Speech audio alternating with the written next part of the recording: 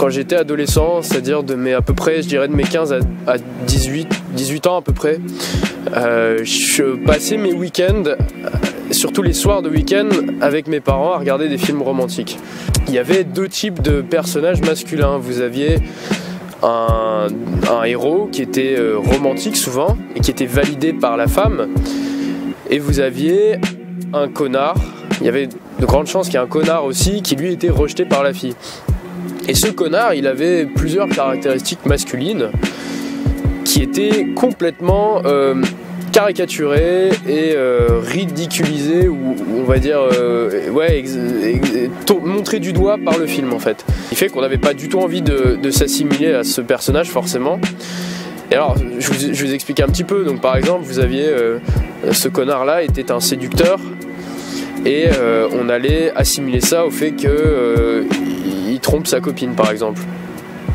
Ce mec-là avait envie de coucher rapidement avec la fille, donc on allait faire l'amalgame avec le fait que c'était un queutard. Il était ambitieux, et donc on allait faire l'amalgame avec le fait qu'il voulait gagner beaucoup d'argent, enfin qu'il pensait qu'à l'argent, qu'il était égoïste. On n'a pas du tout envie de lui ressembler, donc forcément on a envie de ressembler au romantique. Et on va essayer du coup de s'éloigner de ce qui est masculin et du coup perçu comme mauvais, connard, pour essayer de ressembler plutôt à ce qui est romantique, ce qui est validé par la femme. Maintenant, quand je regardais ce genre de film, moi j'avais deux sensations, je me souviens. Dans un premier temps, j'avais de la culpabilité. Je me disais, putain, j'espère ne jamais vieillir comme ce gars-là. Et après, j'avais de l'arrogance. Je me disais, non, parce que moi je suis différent. Moi j'ai mieux compris les femmes que tous les autres gars. Je suis quelque chose de rare et je saurais leur donner ce qu'elles veulent, parce que je suis comme le romantique moi. Parce qu'en fait, si vous voulez, le sous-entendu de ce genre de film, c'est de vous faire croire que vous êtes, que vous, le spectateur, vous êtes rare. Vous, le romantique, vous êtes quelque chose de rare. Dans une société de misogynes et de connards. Là où il y a la majorité sont des connards. Donc forcément vous avez envie de prendre votre épée et votre cape de chevalier blanc et vous dire, moi je vais aller sauver les femmes de ce monde cruel et misogyne. Parce que c'est ça le principe du chevalier blanc, c'est de penser que le monde est cruel et difficile pour les femmes, et qu'il y a très peu d'hommes comme moi, le chevalier blanc, d'hommes romantiques pour les aider. Et il y a un autre conditionnement qui vient lui-même des femmes. Vous savez, ce discours-là, quand vous vous retrouvez avec une fille durant un rencard et qu'elle vous parle de son ex, et qu'à ce moment-là, elle va vous dire, alors mon ex était un connard, blablabla, il m'a trompé, il était jaloux, il était agressif, ce que vous voulez. Et là, elle va vous englober tous les mecs. Elle va vous dire, mais tous les mecs sont les mêmes, tous les mecs sont des connards, sont tous les mêmes. Et vous dites, ah non, pas moi. Moi je suis différent, moi il faut que je lui montre que je suis au-dessus de tout ça. Et je vais lui le prouver. Je vais lui prouver que moi je ne suis pas comme tous les autres gars qu'elle a rencontrés.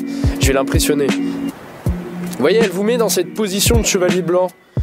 Et elle vous fait croire que c'est... Enfin, elle pense elle-même que c'est ce qu'elle veut. Elle veut un mec qui soit compréhensif, qui soit à l'écoute, qui veuille pas coucher avec elle trop rapidement parce que ça va la brusquer. Et vous-même, vous allez assimiler tout ça. Vous allez vous dire, non, je vais pas coucher avec elle trop rapidement parce que la pauvre, elle en a chié, quoi. C'était pas facile, hein. Donc du coup, pour ne pas ressembler à ce connard à tous les connards qu'elle a rencontrés, soi-disant, et ben vous allez vous comporter inversement. C'est-à-dire que tout ce qui était masculin, misogyne, vous allez le retirer de chez vous et vous allez vous comporter comme ce qu'elle veut. Donc essayez de lui ressembler à la fille au final, hein. Mais le problème c'est que c'est peut-être ce qu'elle veut et ce qu'elle dit vouloir, mais c'est probablement pas ce dont elle a besoin. Parce que en essayant de ressembler à ce qu'elle dit vouloir, vous vous dévirilisez et vous vous désexualisez. Et c'est là le problème. Être un mec gentil, c'est pas grave, évidemment. Mais ce qui est mauvais, c'est de se désexualiser pour la rassurer, pour vouloir trop la rassurer et lui dire, voilà, tu vois, je suis pas un connard, moi je suis un mec bien. Donc au final, à force de se désexualiser et déviriliser, limite, l'idéal c'est l'androgynie, quoi. Vous êtes peut-être un mec sympa à ses yeux, mais ça ne suffit pas, parce que vous êtes asexué, comme je vous dis. Et elle couche pas avec un mec asexué. Vous pensez être rare, mais on vit dans un monde de chevaliers blancs en fait. Surtout dans la société féministe et castratrice dans laquelle on vit. Et les connards, il n'y en a pas tant que ça au final. Mais on entend parler d'eux, ça c'est sûr. Moi j'ai été chevalier blanc d'une prostituée. Et croyez-moi, vous n'avez pas envie d'être le chevalier blanc d'une prostituée. Cette fille-là, en fait, c'était à 18 ans en plus, j'étais assez jeune. J'avais très peu d'expérience avec les filles. Et cette fille-là avait couché avec énormément de gars et elle se faisait payer pour ça. Elle avait jamais eu une relation sérieuse. Et je crois qu'elle savait même pas ce que c'était une relation sérieuse. Et moi je croyais que c'était ce dont elle rêvait et que moi j'allais lui enlever des griffes des méchants mecs qui payaient pour coucher avec elle et que j'allais lui faire vivre une belle relation sérieuse. Et en fait c'est pas du tout ce qu'elle voulait. Je m'étais aveuglé parce que je croyais que c'est ce qu'elle souhaitait avoir. Et ce qui fait qu'elle m'a trompé à tour de bras. Moi j'étais son psychologue, je voyais rien. Je me disais, tu sais, j'avais accepté le compromis qu'elle aille voir d'autres mecs parce que voilà, elle vivait dans une situation un peu compliquée. Il fallait que je sois conciliant, que j'essaie de la comprendre. Moi-même étant psycho, je devais jouer ce rôle-là. Et donc accepter qu'elle aille voir d'autres gars, tu vois. Je me suis fait humilier, j'en ai souffert, enfin bref, c'était quelque chose que je te souhaite pas du tout et crois-moi, je sais ce que c'est être un chevalier blanc.